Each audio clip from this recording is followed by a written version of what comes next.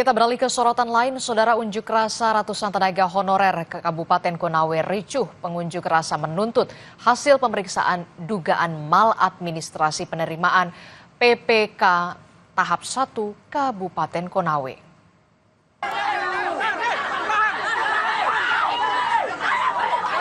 Aksi saling dorong antara pendemo dan polisi serta Satpol PP tidak terhindarkan. Kericuhan ini dipicu oleh Kepala Inspektorat yang tengah menemui pendemo enggan membuka hasil pemeriksaan. Diduga terjadi maladministrasi penerimaan 500 lebih pegawai pemerintah dengan perjanjian kerja atau P3K tahap 1 Kabupaten Konawe. Menurut Inspektorat Konawe, hasil pemeriksaan tidak boleh dibocorkan ke publik dengan alasan akan menyalahi aturan perundangan.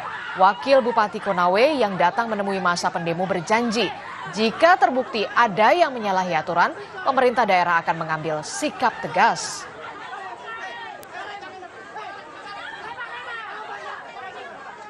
Kalau kemarin mereka laporkan rilis di berita online itu ada kurang lebih 500 orang.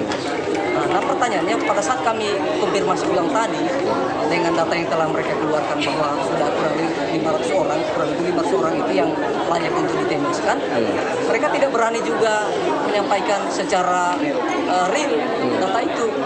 Setelah kami bertanya iya atau tidak bisa dijawab. Tapi dijanji untuk akan diumumkan kemarin? Iya, tidak ada. Ya sebenarnya mereka janji akan merilis secara terbuka. Jadi temuan seperti apa langkah yang dilakukan nanti pemerintah daerah? Mengikuti prosedur yang ada, yang sudah ditentukan oleh pemerintah pusat dan yang akan ditindaklanjuti. Kita tidak boleh keluar dari koridor aturan main. Tapi sampai hari ini inspektorat belum menyetorkan hasil pemeriksaan itu, Pak? Mungkin masih sedang mendalami karena tidak sesuai itu langsung menentukan, kan masih banyak yang hadir juga. Oh, begitu. Jadi mungkin masih nanti paripurna baru lapor ke